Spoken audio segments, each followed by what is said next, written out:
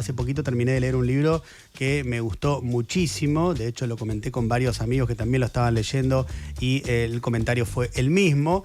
El libro está escrito por un filósofo y profesor de la Universidad Nacional de Córdoba, además es investigador del CONICET, está publicado por Caja Negra y se llama Fascismo Cosplay. Crónicas del desconcierto en el laboratorio argentino. Está con nosotros su autor, que es Luis Ignacio García. ¿Qué haces, Luis? ¿Cómo te va? Acá estamos, muchas gracias por la invitación. Por favor, un placer que estés acá con nosotros. Arranquemos por el título, está explicado en uno de los textos. Antes cuento que el libro está compuesto por muchos textos que en su origen estaban publicados en una cuenta de Instagram y que iban contando reflexiones un tanto urgentes, pero muy bien elaboradas acerca de lo que Luis veía, de lo que iba pasando en la Argentina, pero con mucha profundidad, la verdad, también para relatar este tiempo histórico. Dicho esto, arranquemos por esto, porque es uno de los textos de los que hablas del tema. ¿Por qué fascismo cosplay?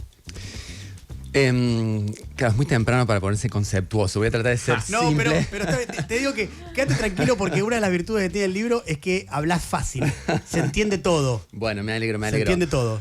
La idea es una figura conceptual que de alguna manera trabaja en un doble frente. Por un lado, en los debates acerca de si hablar o no de fascismo en relación con lo que estamos viviendo con las ultraderechas a nivel global, que me parece un debate muy importante, que es teórico pero que también es político. Yo soy de los que considera que sí necesitamos sostener esa palabra como una palabra de resistencia, como una palabra de denuncia histórica y también de memoria de las luchas históricas en relación con el antifascismo. Más en un país y en una coyuntura en donde tuvimos dos marchas antifascistas, sobre todo la primera de las cuales fue muy importante y por lo menos dio la expectativa, la ilusión de formas de rearticulación bajo banderas antifascistas de la agenda progresista. En plena crisis de la agenda progresista, me parece que es auspicioso, que es importante y que hay que recuperarlo. Dando cuenta, sin embargo, también de las transformaciones del contexto en donde se maneja el fascismo contemporáneo, que es un contexto de subjetividad troll, de fluidez de las redes, de una flexibilidad que no le solemos atribuir al fascismo histórico. Lo que yo planteo es, el fascismo desde la segunda posguerra, desde el 45 en adelante, empezó a decir cómo volvemos a hacernos de alguna manera normales en un contexto en donde la democracia parece haber triunfado, ¿no? Si nosotros dejamos de hablar de fascismo, nosotros damos por ganada la batalla que ellos dieron por su propia dessatanización a lo largo de la segunda posguerra. Ahí está. Entonces me parece que es muy clave recuperar esa palabra. Sin embargo, es obvio que las nuevas formas digamos, de esta gobernanza neoautoritaria, autocrática, etcétera, aprendió de sus críticos. Y en ese aprender de sus críticos logra de alguna manera desentenderse de su forma rígida, milica, policial, clásica, que es la que el crítico del fascismo está esperando que esté allí enfrente para poder denunciar fascismo. Y ellos, por el contrario, cobraron de nuestras militancias una fluidez, una movilidad táctica que le da este carácter cosplay. Anoche Palazzo decía... pueden callar esos Terians, ¿no? Que se autoperciben leones. Hay algo de este juego un poco pantomímico, con un juego de roles un poco pantomímico que les permite reírse de sí mismos y hacer como hizo Trump en pleno salón oval de la Casa Blanca con Mamdani al lado. No sé si se acuerdan de esa escena. Perfectamente. Perfectamente. Con él sentado y Mamdani parado. Mamdani parado, y una periodista, como queriendo meter una cuña allí, le dice a Mamdani: vos dijiste que el presidente Trump es fascista, no sé qué, y antes que responda, el propio Trump dice: sí, decirle que soy fascista. No, entonces, lo que quiera, decirle lo que pensás. Y ahí hay algo de esa capacidad del neofascismo de reírse de sí mismo que neutraliza la crítica, se anticipa la crítica, ¿no? Entonces, yo creo que hay que... y eso yo creo que es una de las apropiaciones de nuestras estrategias, porque uno diría, fueron los feminismos, sobre todo los de la cuarta ola, los que plantearon algo del orden de la performatividad de las identidades que parece que las derechas que critican esos feminismos aprendieron muy bien.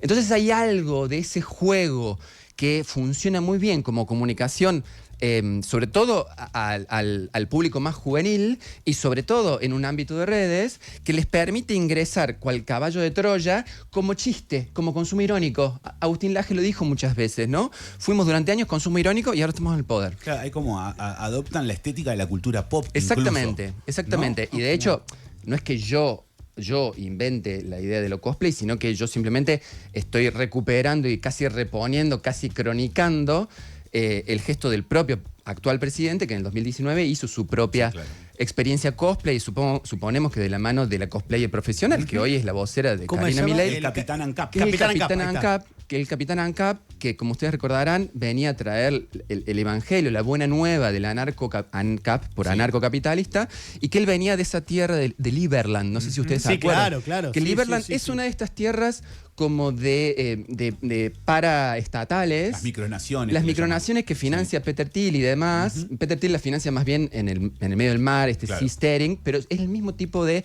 proyecto de descomposición, de desestructuración del Estado, con sociedades sin impuestos, sociedades sin... como Grafton, ¿no? Estamos hablando con Luis Ignacio García, filósofo él, sobre este libro tan interesante que es Fascismo Cosplay, Crónicas del Desconcierto en el Laboratorio Argentino. Vos en un capítulo, en uno de los textos, quiero decir, perdón, hablás, lo titulás Fascinante y te remontás a un ensayo de Susan Sontag que es Fascinante Fascismo. ¿Qué tiene de fascinante el fascismo? Bueno, ella en ese tiempo lo que estaba... es un texto muy hermoso de los años 70 y un poco lo que decía es la manera en que ese fascismo que había quedado invalidado en términos políticos reaparecía en términos estéticos en un conjunto de apuestas como muy, muy importantes y muy ambiciosas de los 70.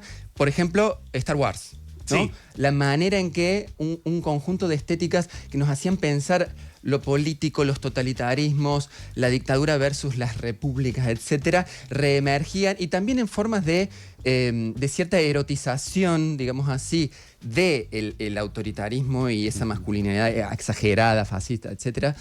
Y lo que recupero de ese texto es esta idea de que el fascismo, sobre todo porque ese fragmento que vos traes es uno de los primeros. Sí. Y el libro efectivamente es una suerte de diario teórico, político, de lo que iba pasando, y hay como etapas. Esa primera etapa fue una etapa como de captura, ¿no? En el sentido de que, yo ahí cito, creo que era un texto de Brustein, que decía algo así como... De Luis Brustein, sí, de página 12. De página 12, el pueblo asiste espantado a los no sé qué cosa. Yo digo, espantado sí, pero también fascinados. Fascinado, totalmente. Fascinados en el sentido de que el fascismo tiene, además de que tiene una raíz etimológica común, que trabaja un autor que no viene al caso en este momento, lo que genera es esta especie de fascinación de que finalmente alguien vino a hacer de la política esa herramienta de la transformación de la sociedad que nosotros consideramos que era la política, ¿no? ¿Por qué elegiste en el inicio del libro, vos ponés dos citas antes de arrancar el prólogo, una es de Walter Benjamin y la otra es de Vicente Luy, no lo conocía yo, es un poeta, entiendo, así es. Poesía popular argentina, y vos ponés al principio a lo que dice lo siguiente, dice Vicente Luy. Antes pedimos que se vayan, antes pedimos justicia, ahora pedimos que no se rían de nosotros. Después, ¿qué pediremos? ¿Piedad? Usá tu odio para el bien común. Poné tu odio al servicio del bien común. ¿Por qué elegiste esto? A mí me encantó esta poesía. Vicente debe estar desde el cielo riéndose de esta situación. Me encanta que lo hayas leído entero. Vicente, bueno, fue un enorme poeta que trae, bueno, para mí es una condensación del ciclo de la promesa y el fracaso del progresismo, ¿no? Y yo lo recuperé específicamente con ese remate final, precisamente por el efecto un poco escandaloso que pueda producir en el campo más progresista, en donde veníamos discutiendo, yo mismo venía discutiendo estos temas en términos de crítica de los discursos de odio. Claro. ¿No? Sí. Y yo creo que hubo algo, partir siempre de en ese debate que se empantanó. De hecho, algunos de los fragmentos tratan eso, ¿no? Sí. La manera en que reconocer que el debate sobre discursos de odio, la condena, la crítica a los discursos de odio, fue una manera inicial de trabajar y de detectar, digamos, la progresiva instilación de un repertorio neofascista autoritario en nuestra en nuestra sociedad, en el discurso público, pero que llega un punto en donde se convirtió en un Boca River, en donde ellos odian, nosotros amamos, y que lo único que, o sea, que colaboraba a consolidar el escenario que se suponía que venía a criticar, que es el escenario de polarización, claro, en donde hay los impuros y los puros, digamos, los buenos y los malos, y que encima, en términos estratégicos, dejaba al progresismo, al campo popular, al campo democrático, exactamente en el lugar en donde el enemigo nos quería, que era en el lugar de la superioridad moral, del sermoneo, en donde nosotros somos los que venimos a decirle cómo tienen que ser las cosas, y me parece que fue muy fallido, sobre todo desde el momento, ¿no?, de ese septiembre del 2022, en donde se convierte en discurso de Estado. Claro. Cuando el propio presidente Alberto Fernández lo convierte en la hipótesis para explicar el atentado contra Cristina. Sí. Cuando esa noche, ¿no?, en cadena nacional, Alberto sale y dice, en última instancia, esto es el producto de los discursos del odio, que sus asistentes ya estaban trabajando, ya formaba parte, pero cuando empieza a ser enunciado por el propio presidente, ya está. Listo. O sea, se acabó la posibilidad de una función crítica. Entonces ahí es donde emerge la necesidad de otro tipo de discurso y que, a ver, si hay algo a lo que apuesta el libro es a recuperar el derecho a la ironía, recuperar el derecho a la incorrección, recuperar el derecho a abrir el juego, ¿no? Con un discurso que no se quede en la corrección, que no se quede en somos los buenos, que venimos a decir qué es lo que está mal, etcétera, etcétera. Para ¿no? mí es uno de los puntos centrales de tu libro, que recomiendo, me parece que permite pensar desde otro lugar un montón de cuestiones que hay quienes estamos dentro del amplísimo campo de lo que llamaríamos popular o progresista, o vaya a saber uno bien qué, pero de ese lado, retomar esto de algo que las ultraderechas lo han manejado muy bien, que es la ironía, que es el humor, exacto, que es la reconfiguración de un montón de cuestiones y que las dieron vuelta. Entonces, bueno, hay que pensarlo de Se esa volvieron manera. punks. Es un poco, O sea, bueno, la rebeldía, el libro también aquel de la rebeldía se volvió derecha, bueno, un montón de cuestiones que son ciertas y que son interesantes para analizar. Este libro lo recomiendo, de verdad, es muy interesante para todos aquellos que quieran pensar lo que estamos atravesando, lo que estamos pasando y tener otras herramientas distintas, más allá de las que siempre venimos escuchando, me parece que es bastante disruptivo. Es Luis Ignacio García, el autor, el libro es Fascismo Cosplay, Crónicas del Desconcierto en el Laboratorio Argentino, lo publicó Caja Negra. ¿Cómo era tu cuenta de Instagram? Luis GGKM. Porque ahí publicás. Así es. Luis GGKM. De hecho, el libro surge de muchos posteos ahí. Luis GGKM, también lo pueden seguir ahí. Luis, volvés en mayo, ¿no? Así es, en mayo presentamos el libro. Te propongo que cuando vengas a presentar el libro vuelvas porque tenemos que seguir hablando. Si tenés Encantado, por supuesto, encantadísimo. Bueno, un muchísimas placer. gracias por la invitación. Gracias.